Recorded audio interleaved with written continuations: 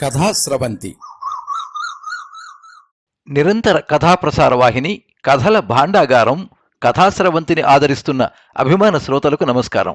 ఈనాటి కథకు స్వాగతం. ఈరోజు మీరు వినబోయే కథ వాడ్రేవు చినవీరభద్రుడు కథలు 1980-2023 కథా సంపుటం నుండి మొదటి పనిగంట వేళ కథ. రచన శ్రీ వాడ్రేవు చినవీరభద్రుడు. వినిపిస్తున్నది పప్పు భోగారావు. శ్రీ వాడ్రేవు చినవీరభద్రుడు 1962 మార్చి 28వ తేదీ జన్మించారు. వీరి తల్లిదండ్రులు వాడ్రేవు విశ్వేశ్వర వెంకట చలపతి, సత్యవతీదేవి. శ్రీ వాడ్రేవు చినవీరభద్రుడు కవి, కథా రచయిత, విమర్శకుడు, అనువాదకుడు. ఇండియన్ అడ్మినిస్ట్రేటివ్ సర్వీస్ 2013 బ్యాచ్కి చెందిన అధికారి. వీరు 2022లో ఆంధ్రప్రదేశ్ ప్రభుత్వంలో గిరిజన సంక్షేమ శాఖ సంచాలకులుగా పదవీ విరమణ చేశారు. హైదరాబాద్లో నివాసం ఉంటున్నారు. వీరి రచనలు కవిత్వ సంపుటాలు నిర్వికల్ప సంగీతం, ఒంటరి చేల మధ్య ఒకతే మన అమ్మ, పునర్యానం, కోకిలి ప్రవేశించే కాలం, నీటి రంగుల చిత్రం, కొండ మీద అతిథి, కొండ కింద పల్లె.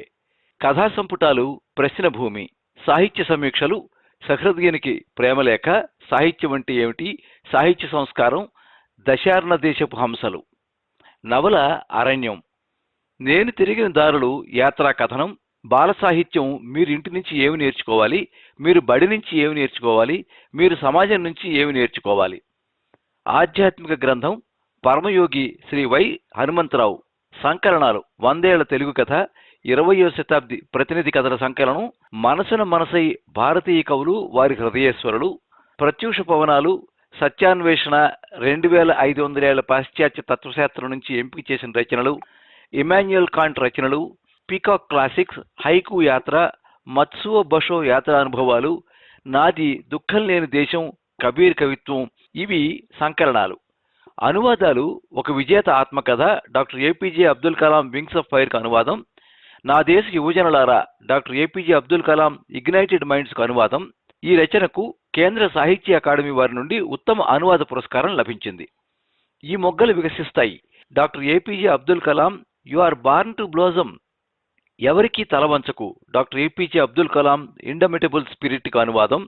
ఉత్తమ కుటుంబం, ఉదాత్త దేశం, doctor APJ Abdul Kalam Acharya Mahapragya, the family and the నేషన్కు అనువాదం. గాంధీ వెళ్ళిపోయాడు, మనకు దిక్కెవరు, doctor Gopalkrishna Gandhi, Gandhi is gone, who will guide అస్కు అనువాదం. సత్యం ఒక్కటే, దర్శనాలు వేరు, గాంధీ టాగోర్ లేఖలు. మహాత్ముడు పెద్ద కొడుకు హరిలాల్ గాంధీ జీవితం, చందుబాయ్ భాగుబాయ్ దలాల్ గుజరాతీ రచనకు, త్రిదీప్ సుహృద్ ఇంగ్లీషు అనువాదానికి తెలుగు. వేదార్థ మీమాంస, ఆచార్య కొత్త సచ్చిదానందమూర్తి వేదిక్ హెర్మన్యూటిక్స్, వారిలా కలగనండి, వారిలా సాధించండి, Rashmi Bansal, stay hungry stay foolish మొదలగునవి. వాడ్రేవు చినవీరభద్రుడు 1980 నుంచి 2023 మధ్యకాలంలో రాసిన వాడ్రేవు చినవీరభద్రుడు కథలు ఈ సంకలనం. ఈ కథల్లో 3 దశలున్నాయి. 1980-1990 మధ్యకాలంలో రాసిన 12 కథల్ని చినవీరభద్రుడు ఇంతకుముందు ప్రశ్నభూమి పేరిట కథా సంపుటంగా వెలువరించారు. 1990-2013 మధ్యకాలంలో రాసిన 12 కథలు వివిధ పత్రికల్లో ప్రచురితమయ్యాయి. 2013-2023 మధ్యకాలంలో రాసిన 11 కథలు అముద్రితాలు.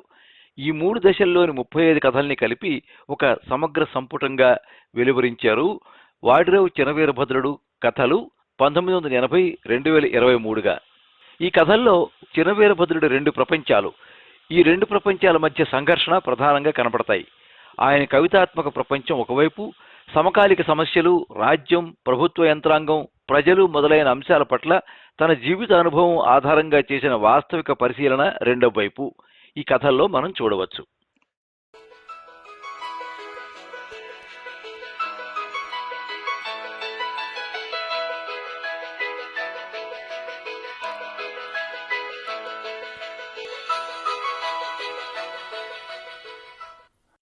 సాధారణంగా ప్రభుత్వ కార్యాలయాల్లో పొద్దుటిపూట ప్రశాంతంగా ఉండే మొదటి 10 గంటల వేళ. అతని పేరు కనకసుందరం, లేదంటే కనకాంబరం, ఏదన్నా గాని ప్రస్తుతానికి ఒక పేరు అనుకుందాం. అతను పనిచేస్తున్న కార్యాలయం ప్రజా పరిపాలనకు చెందిన అత్యవసర సర్వీసుల్లో ఒకటి. అది కరెంటు బిల్లులు కట్టించుకునే ఆఫీసు, లేదంటే రవాణా సాధనాల్ని రిజిస్టర్ చేసే ఆఫీసు, రేషన్ కార్డులు ఇచ్చేది, ఏదైనా కావచ్చు. ఆ ఆఫీసు ప్రజల సమస్యల్లో ప్రత్యేకంగా దేని గురించి అన్నది మనకి అట్టే అవసరం లేదు. ఆ మాటకొస్తే రాష్ట్ర ప్రభుత్వ ఆఫీసులు ఏవైనా ఒక్కలానే ఉంటాయి. ఆ బల్లలు, కుర్చీలు, పేపర్ వెయిట్లు, నల్లగా మసిబారిన గుండు సూదులు గుచ్చుకునే కుషన్ గిన్నెలు, ఆ ఇంకు మరకలు, కిళ్ళి ఉమ్ములు, దుర్గంధభూయిష్టమైన మూత్రశాలలు. కానీ అన్ని కార్యాలయాల్లోలానే అక్కడ కూడా 11 గంటల నుంచి సాయంకాలం దాకా ప్రజలు మూగుతూ ఉంటారు. వాళ్ళెందుకు అక్కడ చేరతారో ఎవరికీ అర్థం కాదు. వాళ్ళతో ఎవరన్నా మాట్లాడతారో లేదో, అసలు వాళ్ళ సమస్య ఏదో ఎవరన్నా అడుగుతారో లేదో, కానీ వాళ్ళలో కొంతమంది ప్రతిరోజు అక్కడ హాజరవుతూ ఉంటారు. తెలియని వాళ్ళకి వాళ్ళలో ఎవరు బయటివారో, ఎవరు ఆఫీస్ సిబ్బందో ఎంచడం సాధ్యం కాదు. ఇంతకీ కనకసుందరం లేదంటే కరుణాకరం ఏదన్నా కాని కా దగ్గరకు వద్దాం. అతడు ఆఫీసుకు రాగానే కుర్చీలో కూర్చుంటూ అలవాటుగా టేబుల్ సొరుగులాగి అసంకల్పితంగానే సొరుగులో ఉన్న కాగితాల వైపు చూస్తూనే అతని మొహం నల్లబడిపోయింది. అక్కడే ఆ కాగితాలపైనే ఉందది. తేలు కాదు, పాము కాదు, కానీ అంతకన్నా భయం పుట్టించే ఆ పోస్ట్ కార్డు. దాన్ని చూడగానే అతని వెన్ను చివర వణుకు పుట్టింది. నూతిలో చిరకాలంగా ఉంటున్న కప్పని ఒక్కసారిగా నుయ్యి ఎండిపోవడం అన్న ఆలోచన భయపెట్టినట్టు ఉంటుంది ఆ వణుకు. అతడు ఆ పోస్ట్ కార్డుని వద్దనుకుంటూనే మళ్ళా చూశాడు. అప్పటికి కనీసం ఒక 100 మార్లైనా చేసినట్టే చూడకూడదనుకుంటూనే మళ్ళీ చూశాడు. అది అక్కడ లేదని తనను తాను నమ్మించుకోవాలని ఇంతదాకా ప్రయత్నిస్తున్నట్టే ఇప్పుడు కూడా నమ్మించుకోబోయాడు. కానీ అన్ని భయానక యథార్థాల్లానే అది కూడా ఒక యథార్థం. కానీ ఆ యథార్థాన్ని ఎదుర్కోవడం ఎలానో నిన్నటిదాకా సాధ్యం కానట్టే ఈరోజు కూడా సాధ్యం కాలేదు అతనికి. ఆ పోస్ట్ కార్డుని సొరుగులోనే ఉంచి నెమ్మదిగా సొరుగు మూశాడు. జాగ్రత్తగా తాళం వేశాడు. మంత్రగాడి సీసాలో దయ్యాన్ని బంధిస్తున్నప్పుడు ఎంత జాగ్రత్త కనపరుస్తాడో అంత జాగ్రత్తగా ఆ తర్వాత ఒక్క క్షణం కుర్చీలో నిస్సత్తువుగా నిశ్శబ్దంగా కూర్చున్నాడు. అప్పుడు బయటికి లేచాడు. చుట్టూ పనిలోకి సర్దుకుంటున్న ఆఫీస్ హడావుడి అతనికి పట్టలేదు. బయటి జనం ఒక్కొక్కరే చేరుతూ ఉంటే తెర మీద నీడల్లాగా ఉన్నారు. ఆ నీడల మధ్య నుంచి, ఆ చారల మధ్య నుంచి ఆఫీసు బాల్కనీ దాకా వెళ్ళాడు. దూరంగా కనిపించే మేర దాకా తన చూపులు సారించాడు. కానీ కనపడ్డవేవీ అతని గ్రహింపుకు రావడం లేదు. మన కనకసుందరం లేదంటే కోదండరామం ఏదన్నా ఇప్పటిదాకా అనుకుంటున్నట్టే కా అనుకుందాం. అతను ఈ మహాప్రభుత్వ యంత్రాంగాన్ని తామే నడుపుతున్నట్లు విశ్వసించే కోవకి చెందినవాడే. చిన్న వయసులోనే ప్రజల వ్యవహారాల్ని ప్రజల క్షేమం కోరుతున్నట్లుగా ప్రభుత్వ ప్రయోజనాలకు అనుగుణంగా విప్పి వంచి విరిచి మార్చి రాయడంలో అతను సాధించిన ప్రావీణ్యం అతని సహోద్యోగుల్ని పై అధికారుల్ని కూడా విభ్రాంతపరిచేది. ఎంత క్లిష్ట సమస్య మీదనన్నా అతని కార్యాలయం కోసం ఒక నోటు డ్రాఫ్ట్ తప్పులతో సహా అతను ఎడమ పక్క పొట్టి సంతకంతో పైకి పంపించాడంటే ఇంక కుడిపక్క ఎన్ని సంతకాల వరకైనా ఎన్ని టేబుల్స్ మీద నుంచైనా అది సుదర్శన చక్రంలాగా అడ్డు లేకుండా పోయి రావలసిందే. అప్పుడప్పుడు అతను తమాషాకి ఏమన్నా అబ్జెక్షన్లు లేదా సందేహాలు లేవనెత్తి వాటికి క్లారిఫికేషన్లు ప్రభుత్వం నుంచి రాబట్టడానికి ప్రయత్నించాడా? ఆ ప్రశ్నలు ఎంత దూరం ప్రయాణించినా వాటికి సమాధానాలు చెప్పగలిగిన వాళ్ళెవ్వరూ ఉండడం అసాధ్యం.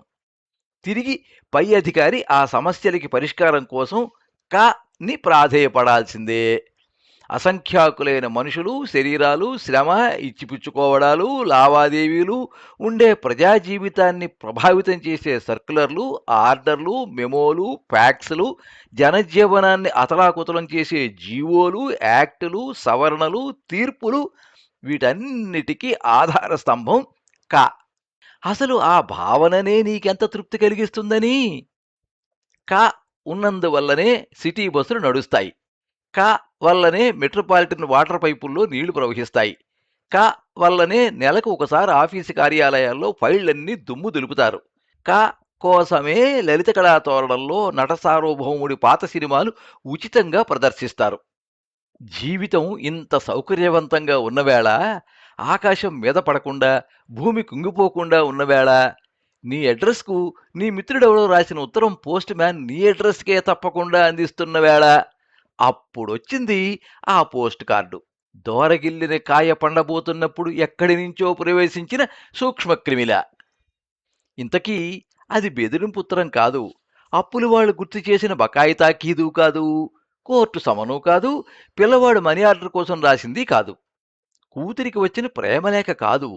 మీకు చెప్తే ఆశ్చర్యం కలుగుతుంది, మీరు నమ్మలేరు, నవ్వేస్తారేమో కూడా. ఇంతకీ అదొక ప్రజా ఫిర్యాదు. ప్రభుత్వ భాషలో దాన్ని గ్రీవెన్స్ అంటారు. ఎవరో ఎక్కడో ప్రభుత్వం వల్ల తనకు న్యాయం జరగలేదనో, అన్యాయం జరిగిందనో, అన్యాయం జరగకూడదనో అమాయకంగానో ఆగ్రహంగానో చేసిన విజ్ఞప్తి. దాన్ని అంగీకరించు, అంగీకరించకపో, చివరికి తిరస్కరించు, కానీ ముందు దాన్ని పరిశీలించాలి. ఆ పరిశీలించడం కోసమే ప్రభుత్వం ఉంది, యంత్రాంగం ఉంది, చట్టసభ ఉంది, బడ్జెట్ ఉంది, ఉన్నది. అందుకే సామర్థ్యం కూడా అక్కడే. కానీ ఈ పోస్ట్ కార్డుతోనే వచ్చి పడింది చిక్కు. ఏమంటే అందులో సమస్య ఏమిటో స్పష్టంగా లేదు. అసలు ఆ భాష ఏమిటో కూడా అర్థం కావడం లేదు. ఆ అడ్రస్ కూడా తన కార్యాలయానిదే అన్న హామీ లేదు. పోస్ట్ మ్యాన్ ఆ కార్డు ఈ ఆఫీసులోనే ఎందుకు ఇచ్చాడో బహుశా అతనికి తెలిసి ఉంటుందా, లేక తెలియకుండా ఇచ్చాడా, లేదా పొరపాట, లేకుంటే ఎక్కడా బట్వాడా కాని ఉత్తరాన్ని ఈ ఆఫీసులో గడుసుగా దిగబెడిచి వెళ్ళిపోయాడా? విచిత్రం ఏమిటంటే ఆ కార్డు అందిన తర్వాత ఆఫీసు డిస్పాచ్ గుమస్తా ఆఫీసు సీలు ముద్ర కొట్టాడు. ఆ కార్డు మీద ప్రముఖంగా ఉన్నది ఆఫీసు ముద్రనే. అప్పుడు దాన్ని తపాల ఫైలులో పెట్టి ఆఫీసర్కి పంపారు. ఆయన దాన్ని చూసి దాని మీద ఆకుపచ్చ ఇంకుతో ఎండార్స్మెంట్ చేశాడు. ఆ ఎండార్స్మెంట్ ఆఫీసర్దే అని చెప్పవచ్చు కానీ అందులో ఆయన ఏం రాశాడో అర్థం కావడంలా. ఇంతకీ ఆయనకి ఆ ఫిర్యాదు స్వరూప స్వభావాలు అర్థమైనట్టా కానట్టా? దాన్ని ఆయన పరిష్కరించగలమనుకుంటున్నాడా లేమనుకుంటున్నాడా? ఇంతకీ ఆయన ఆ ఫిర్యాదును పరిశీలన కోసం అడ్మిట్ చేసినట్టా చేయనట్టా? లేదంటే ఆయన కూడా పోస్ట్ మెన్ లాగా గడుసుగా వ్యవహరిస్తున్నాడా? ప్రభుత్వ కార్యాలయాల్లో ఆఫీసరు అసిస్టెంటు మాట్లాడుకోరు. వాళ్ళ అంతరంగాలు అంత తేలిగ్గా బయటపడవు. ఆఫీసర్ ఎంత పెద్ద రాజు అయితే ఆయన అంతరంగం అంత నిగూఢంగా ఉంటుంది. కాబట్టి తన ఆఫీసరుని ఈ కార్డు గురించి ప్రశ్నించే ప్రసక్తి లేదు. ఒకవేళ సాహసం చేద్దామనుకున్నా ఇప్పటికే ఎంతో ఆలస్యం అయిపోయింది. ఇప్పుడు ఇంతదాకా జరిగిన ఆలస్యం మరొక తప్పిదం. ఒకవేళ ఆఫీసర్ ఆ కార్డును రొటీన్లో చూసి మర్చిపోయి ఉండొచ్చు కదా. పోనీ అలాగని మౌనం వహించుదామా అంటే రేపెవరో ఒక పౌరుడు తన కుళాయి, కరెంటు మీటరు, ఇంటి పన్ను రసీదు, రేషన్ కార్డు, పుట్టిన తేదీ ధృవపత్రం నకలు ఏదో మరేదో పోయిందనో దొరకలేదనో, ఇది తను ఇంతకు ముందే పోస్ట్ కార్డు ద్వారా ఆఫీసు దృష్టికి తెచ్చినా పట్టించుకోలేదని ఫిర్యాదు చేస్తే, ఆ పోస్ట్ కార్డు ఇదే అయితే ఆ కార్డుని చింపేయడం గాని బుట్ట దాఖలా చేయడం గాని సాధ్యం కానే కాదు. ఎందుకంటే మంచికో చెడ్డకో ఆఫీసు దానికో నెంబర్ ఇచ్చింది. చూసుకోకుండా దాన్ని ఎక్నాలజీ చేశాడు. దాన్ని తన పర్సనల్ రిజిస్టర్లో కూడా ఎక్కించాడు. ప్రతి నెల ప్రభుత్వానికి సమర్పించే పెండింగ్ కాగితాల లెక్కల్లో ఆ కార్డు కూడా చేరింది. ఇప్పుడు దాన్ని ధ్వంసం చేయడం కష్టం. ఇంతకన్నా ఒక హత్య చేయడం లేదంటే ఆత్మహత్య చేసుకోవడం సులభం. కనకసుందరం లేదంటే కిరీటి ధనుంజయం ఏదన్నా ఇప్పటిదాకా మనం అతన్ని అంటున్నాం కాబట్టి ఆ కి మరొక ఆలోచన కూడా వచ్చింది. ఇంతకీ ఆఫీసర్ దాన్ని తనకే ఎండార్స్ చేసినట్టు ఏమిటి గుర్తు? దాని మీద ఆయన వేసిన గుమస్తా నంబర్ అలుక్కుపోయినట్టుగా ఉంది. అది ఆఫీస్ సూపరింటెండెంటు, డిస్పాచ్ క్లర్కు కలిసి పన్నిన వ్యూహమా? ఆడుతున్న ఆట, వేసుకున్న జోకా, లేదంటే కలిసి చేస్తున్న కుట్రనా? ఒకవేళ తను దీనిలో ఉన్న సమస్యని అందరి ముందు పెట్టినా, ఇది తనకే ఎండార్స్ కాలేదని రుజువు చేసినా, ఇది నువ్వు సమర్థుడు కాబట్టి నీకే అప్పగించాం అంటే అప్పుడు మాత్రం ఈ ఫిర్యాదు నుంచి తను ఎలా తప్పుకోగలడు? తన సామర్థ్యం మీదనే కొండంత నమ్మకం పెట్టుకుని తన కార్యాలయాన్ని ఎలా తప్పించుకోగలడు? పోనీ ఆఫీసులో అందరూ కూడబలుక్కుని ఈ కాగితాన్ని డిస్ట్రాయ్ చేద్దాం అనుకున్నా, ఇది పెండింగ్ కాగితాల లెక్కల్లో ఇప్పటికే ముఖ్యమంత్రి కార్యాలయానికి రిపోర్ట్ అయిపోయింది. ఈ ఫిర్యాది ఎవరో ఇటువంటి లేఖనే ముఖ్యమంత్రి కార్యాలయానికి కూడా ఇచ్చి ఉండరని ఏమిటి నమ్మకం? పోనీ ఈ సంగతి ఆఫీసర్ తమ హెడ్ ఆఫ్ ది డిపార్ట్మెంట్తో ఉన్నదన్నట్టు చెప్పేస్తే, ఆయన దాన్ని రాష్ట్ర ప్రభుత్వ ప్రధాన కార్యదర్శికి చెప్పేస్తే, దాన్ని కేబినెట్కి నివేదించి కౌన్సిల్ రెజల్యూషన్ ద్వారా దాన్ని డిస్ట్రాయ్ చెయ్యగలడా? ఇది కూడా సాధ్యం కాదు. ఎందుకంటే ముఖ్యమంత్రి గారు పెండింగ్ కాగితాల లెక్కని ప్రజలకు తెలిసేలా నెల నెలా పేపర్ ప్రకటనలు ఇస్తున్నారు.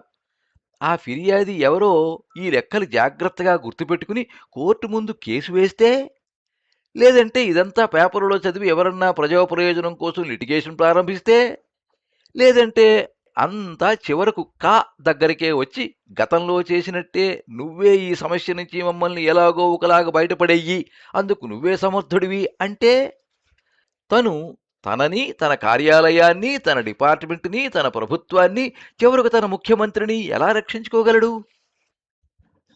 ఈ కథ ఇలా తెగేది కాదు గాని, కనకసుందరం లేదంటే కమలాకరం ఏమన్నా గాని మనకందరికీ పరిచయమైన కి ఒక కల వచ్చిందట. ఆ కలలో నక్సలైట్లు తన కార్యాలయాన్ని తగలబెట్టేశారట. అందరూ గోలగోల చేస్తూ ఉంటే కనకసుందరం కూడా కలలో గగ్గోలు చేయబోయాడంట. ఇంతలో అతనికి గుర్తొచ్చిందట, తగలబడ్డ ప్రభుత్వ రికార్డులన్నిటితో ఆ పోస్ట్ కార్డు కూడా ఉండి ఉండాలి కదా. అప్పుడు కాకి స్వతంత్రం వచ్చినంత సంతోషం కలిగిందట. ఆ అజ్ఞాత ఫిర్యాదీదారు ఇంక తనని బయట పెట్టలేడు, భయపెట్టలేడు. ఆ నక్సలైట్లు ఎంత ఉదారులో అనుకోకుండా ఉండలేకపోయాడు. తాను చెయ్యలేకపోయిన పనిని వాళ్ళు చేసేశారు. ఇప్పుడు తన ఆఫీసుకి, డిపార్ట్మెంట్కి, ప్రభుత్వానికి, చివరికి ముఖ్యమంత్రికి కూడా ఎంత పెద్ద సమస్య తప్పింది. కానీ తెల్లవారగానే సమస్య మళ్ళీ మొదలు. ఇంతకీ జరిగింది అతని కలలో కానీ బయట కాదు కదా. ప్రభుత్వ కార్యాలయాల్లో పొద్దుటిపూట మొదటి పని గంట వేళ చాలా ప్రశాంతంగా ఉంటుంది. ప్రతి ప్రభుత్వోద్యోగి తన పని మనసు పెట్టి చెయ్యగలిగే టైం అప్పుడే అనుకుంటాడు. కానీ మనశ్శాంతి పోవడం మొదలయ్యేది అప్పుడే.